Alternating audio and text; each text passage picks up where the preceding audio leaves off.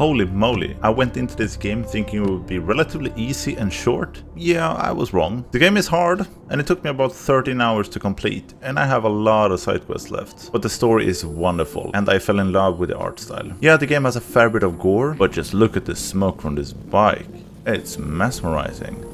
The game tells a brutal story about a coyote warrior named Laika. The survival of her tribe is in danger, and she sets out on a blood-filled journey for vengeance. The story is good and well executed, with some great dialogue and some really impactful moments. I will say that parts of the game is definitely too drawn out, but we'll get back to that one later. The game is almost entirely played riding a bike, and the developers have done an excellent job here with how the motorcycle handles. How you steer the bike is very similar to the Trial series. The bike has physics, so you can ride on one wheel, do flips in the air, and of course crash. You can turn the bike around as well by holding down space for a second or so. Turning the bike has a dual purpose. There will be lots of enemies shooting at you, and by pressing space instead of holding space, you can reflect a bullet back at the enemy. You of course have guns to defend yourself with. When you hold down shoot, you enter bullet time, which gives you ample time to aim and shoot. The underside of the bike is used as a shield and can block incoming bullets. By doing a backflip, you reload the gun you have equipped, and by doing a front flip, you reload the parry, the reflect bullet back at the enemy mechanic. All this lends itself to some really cool combat, and the game kind of morphs into a sort of a puzzle game, because if you get hit once, you're dead and have to restart at the last checkpoint. Your guns also have limited ammo before you need to do a backflip and reload, and you also need to position your bike correctly to block incoming fire. It works well for the majority part of the game, and when you succeed, it feels great. There are places and encounters that are very frustrating, but overall the gameplay experience is excellent and challenging. The camera in the game surprised me as well. It adapts very well to what is happening on the screen, zooming out in larger areas and when you're entering bullet time, and dropping back down to Laika when things calm down, or when you're in smaller areas doing precision platforming. It definitely fucks up sometimes when you're entering and leaving areas, but it's a minor issue. The level design reminds me a bit of the old 2D Sonic games. There are several parts with loops and overlapping pathways, just like in Sonic, so it's hard not to go there. They have done a great job with the levels, or the world I should say. Everything is interconnected, but split into zones with very distinct features and themes. I mean, this couldn't have been easy to create, because you need to take all of the mechanics into account, at the same time make maps that have momentum and are challenging and fun. The one thing I've had a problem with a few times is the teleport spots. I think there are too few of them, and they're too far apart. Where you should go in the game is often very clear throughout the story, and if you look in the quest log, how to get there isn't always clear, which is fine. I have no problem with exploration, but when I'm realizing that I'm in the wrong zone or have gone too far in the wrong direction, I would like to quickly travel back, closer to where I think I should go next. Instead, I feel like there's a lot of backtracking, and when you die from one hit, backtracking can get frustrating real quick. A few more teleport spots would have alleviated a lot of my frustration here.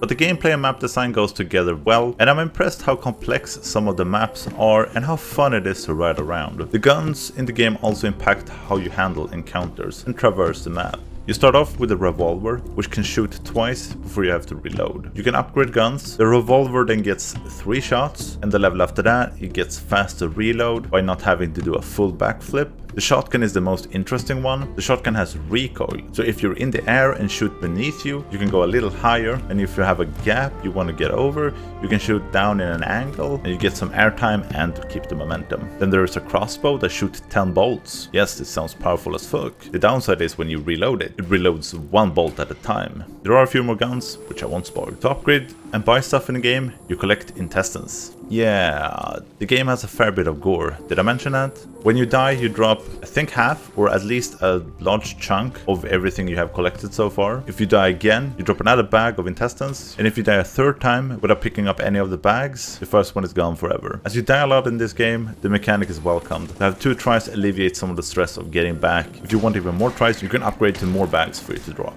There's also cooking in the game. In your travels you will find ingredients, which can be cooked over a fireplace, into food, which grants you buffs. I haven't really engaged with this system that much. I don't feel it has been necessary at all, and the whole cooking mechanic could have been left out in my opinion. There are useful buffs, but they only last for a few minutes, so it doesn't make a world of difference. The war Laika is fighting is against a tribe of birds. They are a ruthless kind that are using military equipment. The usual grunts you come across are equipped with guns and will react when they see you and start shooting. After that you have birds with machine guns, rockets, and the big guys that are controlling the turrets. There are a few others, but these are the main ones you will face. Combined with the map design, encountering the same enemy types over and over doesn't really get repetitive. The exploration, puzzles, and new areas really keep the game feeling fresh, and with a Metroidvania-like progression system, areas are worth going back to as you have progressed a bit further and have gained some new mechanics. The bosses in the game are an interesting bunch. I was a bit worried in the beginning because the first two bosses are super repetitive and boring. I don't know why they gave these bosses one move. It's unfortunate because they are really badass looking bosses. It gets a lot better after that. I still think each boss have very repetitive mechanics, but they at least get more attacks to use. The one thing they have succeeded with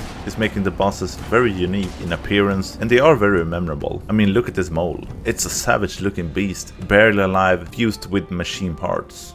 The story overall is engaging, and I really like the main character and her outlook on life. Laika is also a mother, and the struggle she goes through raising a child away from the brutal nature of the world and inflicting their brutality herself to defend her home is evident. It doesn't get easier when you realize that the dying mechanic and respawning mechanic is actually a part of the character, and that she's kind of immortal. This of course makes her the perfect weapon for her tribe, but comes with some sacrifices as well. The game also introduces you to a bunch of odd characters. The town and world is filled with them. From the band you can help out to the map seller, they're all a bit crazy and introduce you to a lot of side quests. The music is perfectly crafted for this game. It really elevates the experience. From the calm music in the town to the chill music when you ride the bike, or the more frantic tunes when the combat gets thick. It's all excellent. There are unfortunately a lot of drawn out points in the story, and these sections are a bit of a drag. For example, at one time you get on a boat and this sequence takes forever and nothing really happens, and I think it's unfortunate because it really drags the otherwise fast-paced game to a halt. But the game as a package is fantastic in my opinion. I do recommend picking it up if the combat sounds fun. I think this is what it comes down to really. If you don't like the combat or want to play this game for the story or everything else in the game, maybe you should watch a playthrough instead. The combat can be very unforgiving for the most part, but if the gameplay looks fun, you should pick this up. It's an amazing game. Thanks for watching. Please give the video a thumbs up if you liked it. Have a great day. See you in the next one. Bye.